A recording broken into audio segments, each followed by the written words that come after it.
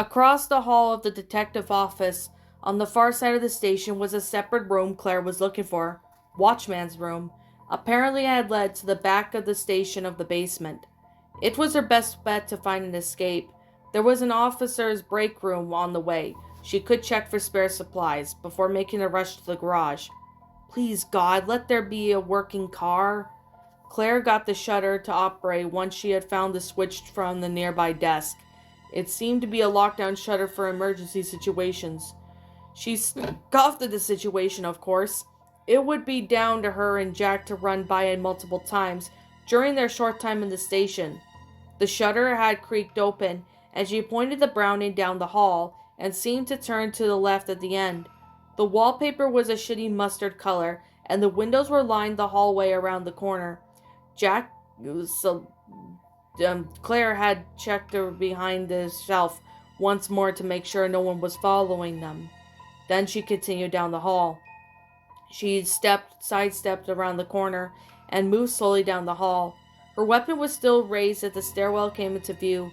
A nearby plaque rested on the far wall. RCPD, Morgue. So Claire swallowed hard at the sight of the plaque, as it was last place she scanned the visiting. She looked to her left to see a green door with the brass-colored doorknob.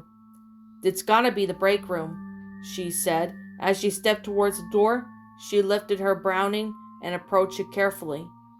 She stopped when she reached the doorknob slowly.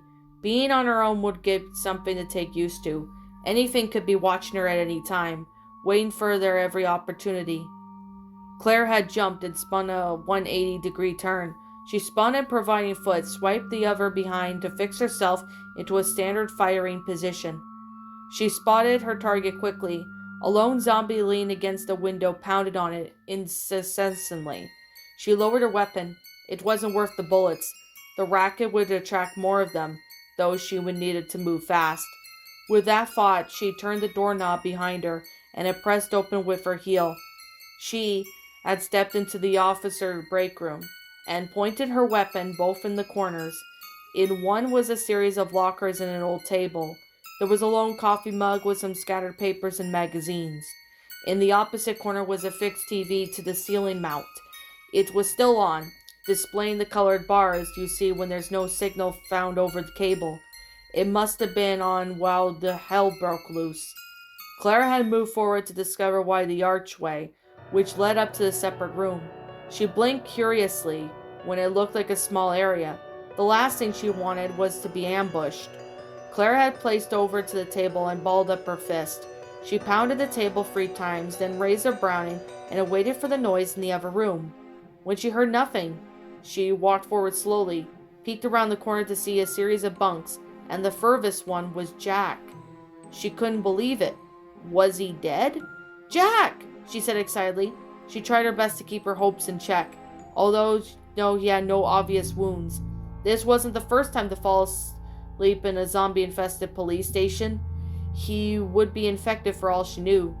She held out the Brown inside ready for anything, but didn't hold back, shaking him awake. "Jack, wake up! Are you okay?" Jack heard a familiar voice calling out to him, his throbbing headache settling in his head as he blinked twice. Each time he blinked, the dim lights in the room pierced his dilating eyes.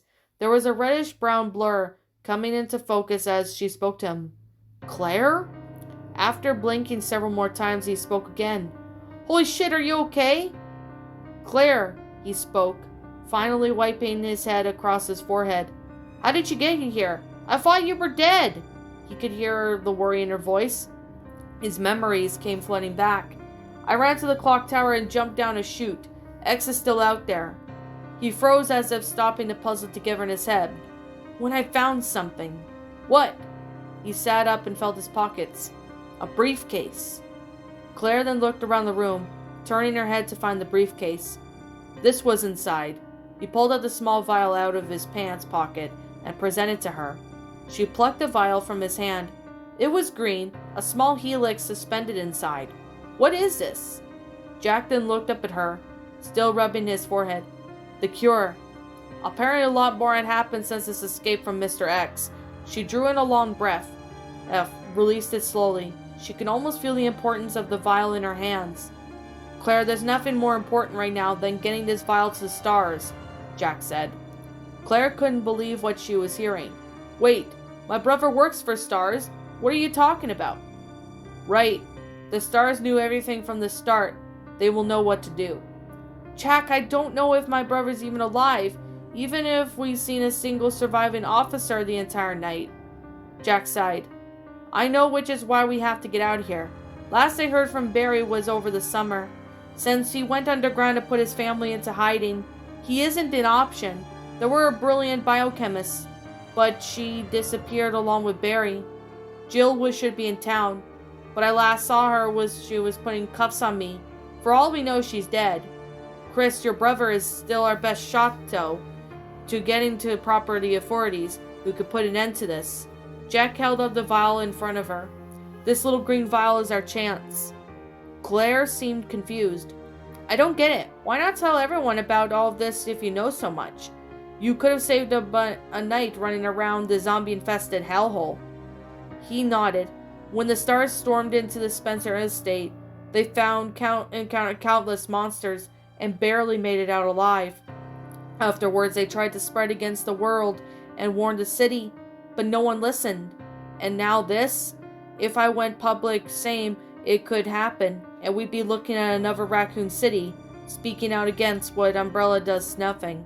We must act up and stop the virus as turn its tracks. It's the only way to Antigen. Claire seemed to think for a moment. Jack wasn't so sure why she was holding back. What's wrong? I met someone. I don't know who they are exactly. You found another survivor? Not anyone normal. There were something off about her, Claire said as she holstered her weapon finally. What are you trying to say? Were they military? She shook him a look. No, not military. A spy maybe? An agent? She acted like you weren't telling me anything. Jack had a confused look on his face. Maybe she was Umbrella. Is there something? Jack seemed to think for a moment. I can't think of anything. I must have been honest until now. You have to understand my situation. I can't go advertising. I'm an ex-Umbrella in this city, overrun by its monsters. Claire supposed that made sense. To be honest, she didn't even know what more she needed to know from him. Is there someone screwing with us? She thought to herself. Damn, Umbrella must be aware that the others are trying to secure the virus, Jack said. Is that what it is? Claire asked. It was more of a demand than a question of curiosity. Her eyes had mistaken for hazel before they were blue, close up to the bunk bed in the break room. Jack hoped that she knew that his intentions were good. The last thing he needed was one person he trusted questioning his morality. Claire, he said quietly, as she reached for her hand, resting on the bunk. He held his warm hand over hers as she spoke. She didn't move, which surprised him. It's not me. I found the briefcase in the parking garage in a police car. I think someone stashed it while they were on their way out. When I took it, someone followed me and knocked me out. I think they took the briefcase. Claire's eyes went wide. They knocked you out? She seemed confused by this explanation. That doesn't make sense. Jack nodded. Yeah, but if that was true, I wouldn't have a massive bump on my head. Claire reached for hers as her hand resting under his hand, and felt the back of his head. Sure, there was a convex bump on his back of his head. It didn't seem serious, but clearly someone knew who just had to hit him to knock him unconscious. Oh my god, are you okay? Is your vision blurry? He shook his head. No, whoever it was were very professional. I think they knew me. He must have. Why not he just shoot you? She said. Her eyes were still full of concern. Hang on. She then raced up to the sink at the end of the room, near the entrance with a soap cloth with cold water. She ran it down and came back next to him. She held his hand in one hand and placed the cool washcloth on the back of his head. The swelling should go down eventually if we cool it down. Thank you, he muttered. Jack sat with his hands to his sides, letting her mend with his head. Claire caught a faint smile and smell of scent as she towered over him. Considering the hell they'd been through, he smelled great. Dare she say, studly. She could picture that manly scented shampoos and body washes lining his shower. She shook the thought from her head and focused on his head. After a couple of minutes of silence, Jack reached for her hands. Claire froze in place with the washcloth, still into her right hand. He had held her wrists with a strong but gentle grasp. She felt a smile creep across her face, but almost like hell to try to hide from him. She had stood there before him, unsure of what to do next. No man had ever touched her in his way before. Firm and confident, but not controlling it. It was the most reassuring feel to his touch. It was secure to the word, right? He was protecting her. Another word, if they had been together for many months, she would assume that he was proposing. Well, I'm not lying to you. You have a little reason to believe in me, and I know that. He continued to hold her wrists, and she nodded in response, unsure of what to say. Please trust me. I want us to get out of this place just like you.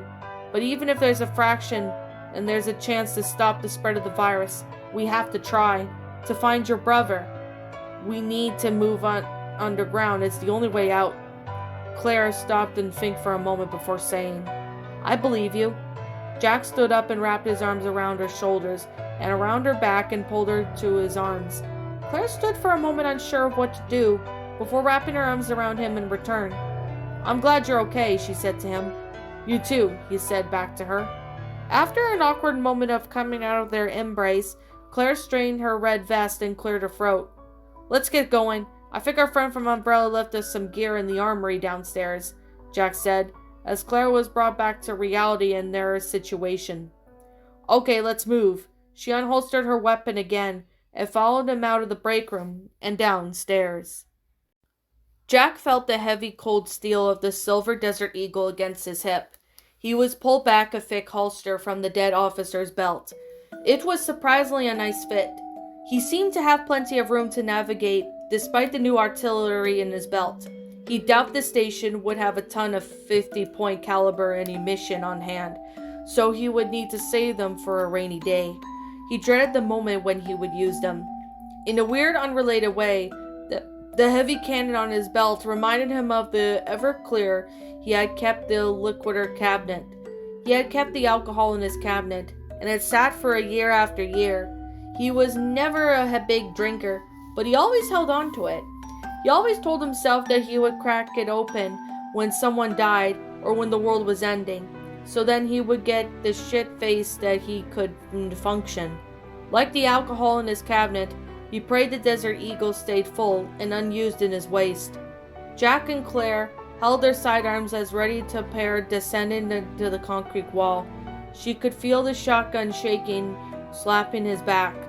Everything was quiet. Only their footsteps resounded, with an echo of pitter-patter as they turned to the left where he had came first time here.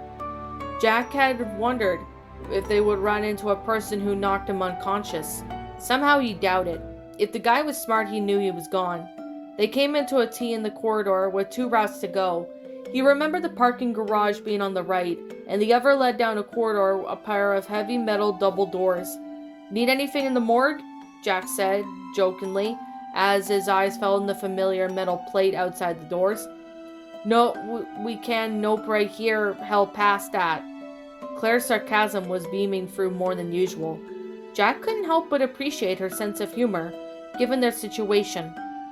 Cover our backs. I'm going to check out the armory. Claire then took up the defense behind him. Her Browning pointed towards the dark hallway. There was no movement. Jack brushed his hand over the ID scanner, remembering the light had been illuminated blue before. The light was pulsing green now, and it seemed to be running a luxury power, which meant that they need to be in or out, or no goodies for them. Jack had removed the shotgun slung over his shoulder and stepped before the automatic sliding door. Can't guarantee it won't lock permanently when the door's shut again, he remarked as he wedged the pistol grip to the shotgun to the doorway. The door made a groaning noise as the gears realized they could no longer function. Good thinking. She followed him in. Room's clear, he said, lowering the Springfield XDM and holstered it on his right side. Claire began to rummage through some ammo cases.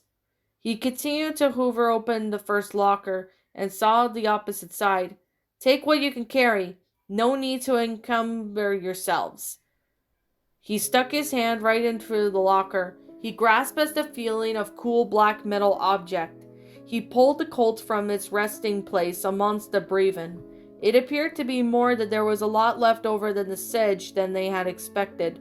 Jack had recognized the weapon immediately as a Colt M4 carbine. He had felt his thumb over the fire sector, their mobile sector, and he had hoped it wasn't needed to go with fully automatic. The weapon was cool and to touch, and made the shotgun look like a kid's toy. One counter across from the lockers, Jack located a few M4 magazines. He had spent the last few minutes loading each. He was hoping to find them reloaded, but it wasn't a surprise to find them stored away. Local police, before they kept a handful away, loaded of for the SWAT. He had hurried to squeeze each shot, watching Claire search. Claire opted to search into the crossbow. It was very light in what it was, although she wasn't surprised to not find many bolts of 9mm ammunition. She peeked over at Jack, who had found himself an assault rifle. He had slapped his first reloaded magazine and pulled a charging lever over the first round to the chamber. The gun cocked with a satisfying slap of metal and steel. He grinned at the noise. He couldn't help but crack a little smile at his enthusiasm. She was surprised to see someone her age, so familiar with every weapon he came across.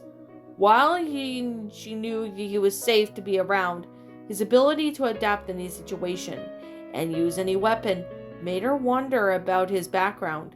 She moved a couple of Browning magazines from her hip pouch and loaded them. She had been down to 6 spare rounds by the time she found Jack. It felt good to be resupplied. Clara contorted a fantasy in her head when the two of them exited the armory, fully loaded with many weapons in each their hands. Truth was, this was no game, and sacrifices to be made. Jack found a SWAT vest. Jack had held it up to show her.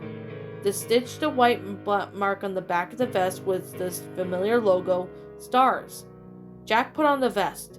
He gained some of the mass from it, but he was able to store his spare magazines for his M4. Claire wasn't interested in throwing off another vest to her angel vest. She opted instead to swipe on the duty belts that she had a spare hip pouch to her side. Despite the extra weight that she put on the extra box in Tony's arms was a 9mm into the pouch. Her hips began to feel the weight as she had considered calling it quits when she saw it. Slung by a strap on the wall, she wasn't sure why the weapon was hanging by a sling, but she was glad it was. A GM-79 grenade launcher hung to the wall, along the case of the projectile grenades sitting beneath it. She plucked the rocket launcher from its hanging position to the wall. What do you think of our friend Mr. X will think of this? Jack glanced over, loading his magazine to see the beast of the weapon. What the hell is that doing in the police station? Claire shook her head. Was the crime bad here? Jack walked over to the launcher and put his hands over hers. Something about the launcher was familiar. He knew it didn't belong in the city police station. Some stations carried a more simplified version of the fired tear gas, but this was made for combat. Jack flipped the launcher over in his hands and found it printed on the opposite side was the Umbrella logo. Looks like our friend in the Umbrella funded the station, provided weapons that they didn't need. Jack reached for the box projectiles and knocked them over to see Umbrella logo on the underside. Simple. This didn't look like it belonged to the police station. Someone else has left it here, or Umbrella provided them. What if I took it? Claire suggested. Have you ever fired one of these? Jack asked. Claire looked at him with a raised eyebrow. And you have? Jack sighed. A couple of times. He seemed hesitant to admit. She shot him another look. Okay, look. With the grenade launcher, you're going to have a whole different level. You can easily kill yourself with one of these things, and make sure when you shoot it, your target's at least 30 feet away, and that you're behind cover. When this thing blows, it's going to destroy everything within immediate radius. Jack showed her to load the first round before and injected it after, opting her to her load it once they needed it. He showed her how to aim and hit the target. Directed hits were the best since the projectile grenades detonate on impact. Great, now take aim, he said.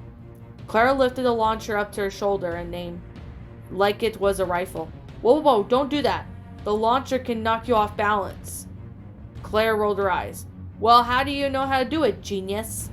Jack stepped forward with his hands out in front of him. May I? She nodded. The launcher was still lifted to his shoulder. He had stepped up from behind her and pumped her finger off the trigger and then lightly touched the forearm down. Claire blushed a little of how close he was behind her. She could feel his warm breath against her neck, the little hairs standing on the back as she let him take control. He brought his face close from behind and pulled her right arm back, bringing the firing stance to her hip. Fire from your hip. You only have to aim in the direction of your target. If your aim is decent, you'll take out your target in the explosion. He slid his palm along her forearm and squeezed her hand. Tighten the grip. Hold it steadily. Squeeze the trigger when you're ready. There was a click as the launcher clicked in dry chamber. Claire shook a little at the nerves at the heavy pull. The trigger pull is heavy, but you want that. You mean when you pull the trigger, when you have fired anything in your path, is going to be decimated, Jack said. For a moment, Jack and Claire stood together in the armory as she tried to focus on the barrel stretched out in front of her, instead of his gruff, strong hands holding her close. For a moment, she lost herself. For a moment, she thought of only him. She almost considered turning and looking at him, just to see what he would do.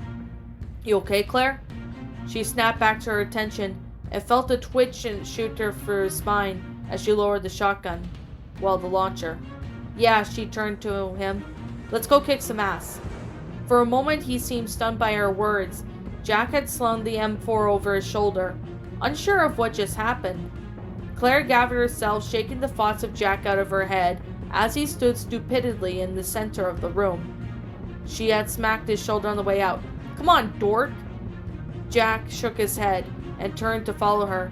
He looked down at the 12 gauge and he stuffed in the door. The blinking green light of the armory indicated that it was running out of power. Power's almost out. Need anything else? Once I shut this door, we can't go back. Claire brushed her hair to one side. I'm good. Jack decided to leave the shotgun behind. Carrying his shotgun on top of the carbine would only slow them down. He kicked the shotgun inside as it skittered inside to the darkness of the door as the door slid shut suddenly. The mechanical noise was heard nearby, indicating the room had now just become a tomb. Jack hated for the thought of leaving the weapons behind, but the last thing he wanted was for someone who had happened to be unfriendly was getting access to the entire armory. The thought of losing access to every gun could possibly need it was enticing either, but they each were armed well. If they wouldn't escape with what they had, they weren't meant to make it out. Just then a skittering noise was heard down to the corridor towards the parking garage. Jack and Claire lifted their sidearms at the noise and traced the skittering. The last thing they needed was another supplies. Jack wondered if there was a rat, but the noise was too frequent, like there were hundreds of them. Claire, we should get out of here.